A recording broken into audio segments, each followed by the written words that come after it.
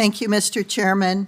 Thank you all for being here. There's a bit of a flogging element to what's happening today, but there's also an opportunity for us to learn from each other. So I hope that you'll provide that when I ask questions of you. And I want to thank Senator Kennedy for pointing out that, you know, America is the leader in world financial services. But that said, it's a privilege, and there are other countries that are working at a transformative pace in innovation. So having China come up at the conclusion of Mr. Tester's conversations with you, I want to start with that issue. Mr. Diamond, I want to ask you about a comment you made last month. You said, China looks at America and they say, you have been incompetent and lazy.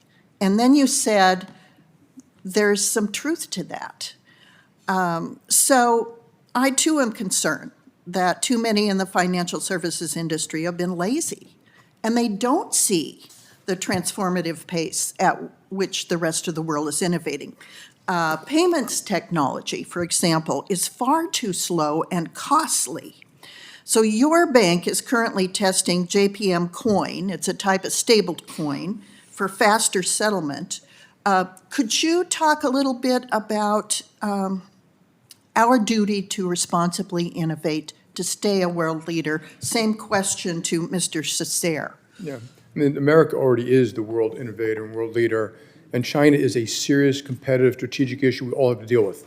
And so I totally agree with that. I don't think Americans should be embarrassed. I mean, we still have the most prosperous nation on the planet, all of the food, water, and energy we need, free enterprise, the gifts of God, the gifts of our founding fathers.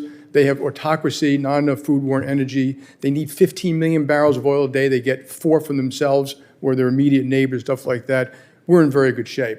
The lazy part, talking about his policy, is things we got wrong, what we could have done better. Immigration, taxation, regulation, healthcare, litigation, all these things. I think have slowed down America.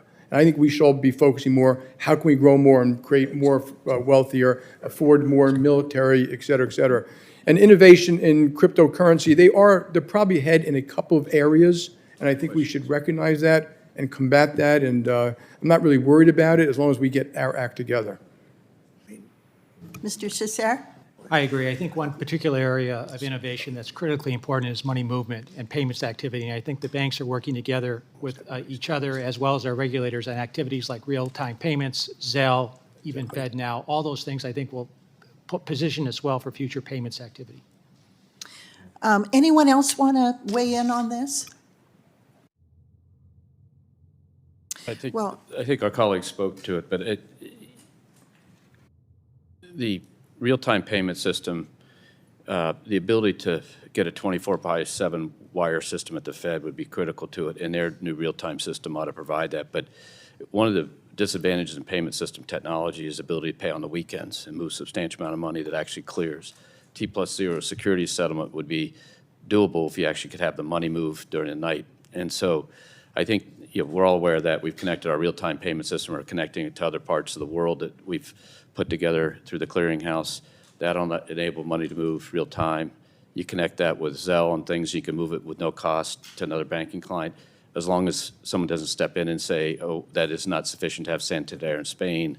You do the KYC so we can rely on it. We need some enabling things. And I think, if we do that right, we can take, you will see the innovation this is already set up and already moving. And by the way, we move trillions and trillions and trillions of dollars a day very efficiently. So I think people's view of what's inefficient is kind of interesting, but you have to look at what really moves. Well, we're aware that money was transferred in cryptocurrency as donations to Ukraine. They were spending it the next day. And if it had been transferred in US dollars, it would have taken about 10 days for it to reach. I see some of you shaking your heads. Disagree, Mr. Diamond? Right now, we're moving $10 trillion around the world. Zipping and zapping through AML systems, OFAC systems, regulations, AI systems, cyber systems, safely, immediately, a lot of it's real time. You're talking about retail payments. Yes, I am. Yes, and I agree with that. That's a thing that we all can work on and fix. But that's a very small thing relative to the other. Thank you for being here. I yield back.